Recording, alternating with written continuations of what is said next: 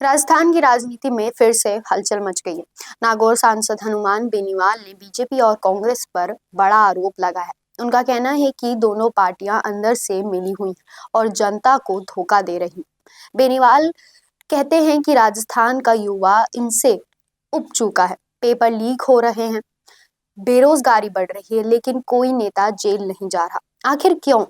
क्या वाकई कांग्रेस और बीजेपी मिलकर खेल खेल रहे हैं या फिर बेनीवाल सिर्फ अपनी राजनीति चमका रहे हैं?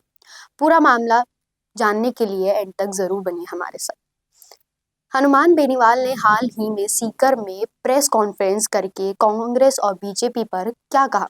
उन्होंने कहा कि एक पार्टी सांपनाथ है तो दूसरा नागनाथ। दोनों पार्टियां राजस्थान को गलत दिशा में ले जा रही हैं। चाहे कांग्रेस की सरकार हो या बीजेपी की, जनता को सिर्फ धोखा ही मिला है। लेकिन यह आरोप क्यों? बेनीवाल ने कहा कि राजस्थान में बड़ी बड़ी घटनाएं हो रही हैं, पेपर लीक हो रहे हैं, लेकिन कोई नेता जेल नहीं जा रहा। उन्होंने सवाल उठाया कि अगर सरकार सच में ईमानदार होती तो अब तक दोषी पर कार्रवाई हो चुकी होती। बेनीवाल ने कांग्रेस पर भी जमकर हमला बोला। उन्होंने कहा कि राजस्थान में कांग्रेस 4 गुटों में बंट चुकी है: गहलोत गुट, पायलट गुट, जूली गुट और डोटासरा गुट। अब सवाल ये उठता है कि कांग्रेस अगला चुनाव किसके चेहरे पर खेलेगी?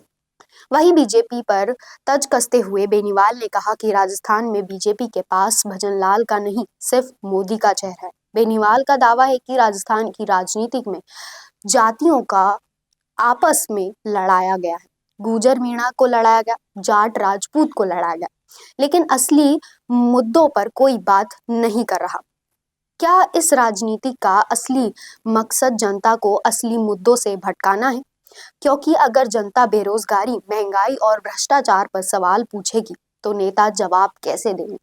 बेनीवाल ने बेरोजगारी को राजस्थान की सबसे बड़ी समस्या बताया। सरकार डिग्रियों तो बांट रही है, लेकिन नौकरी नहीं दे पा रही। युवा आत्महत्या करने पर मजबूर है। महंगाई भी लगातार बढ़ रही है। पेट्रोल डीजल के दाम बढ़ते जा रहे हैं। बीजेपी कहती है कि राजस्थान में डबल इंजन की सरकार है, लेकिन महंगाई कम क्यों नहीं हो रही? बेनीवाल ने कहा कि उनकी पार्टी आरएलपी में एक बड़ा आंदोलन करेगी। WRCP योजना की मांग उठाएंगे ताकि सीकर, चूरू और झुंझुनू को नगरीय पानी मिल सके। सीकर में ट्रैफिक और गंदगी पानी की समस्याएं भी आवाज उठाएंगे। बेनीवाल ने कहा कि 2028 में आरएलपी को जिताकर सरकार बनाने का मौका देना चाहिए। तो दोस्तों, हनुमान बेनीवाल ने कांग्रेस और बीजेपी पर मिलकर खेल खेलने का बड़ा आरोप लगाया है।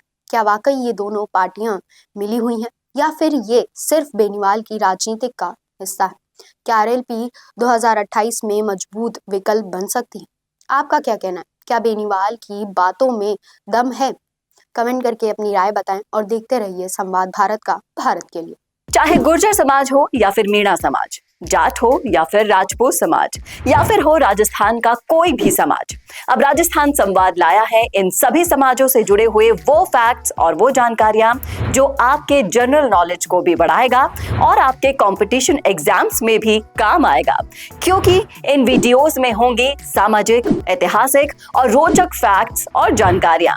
तो अगर आप भी बढ़ाना चाहते हैं अपनी जीके और जानना चाहते हैं अपने इतिहास के बारे में छुपे हुए वो फैक्ट्स, तो ज्वाइन कीजिए राजस्थान संवाद का मेंबरशिप प्लान।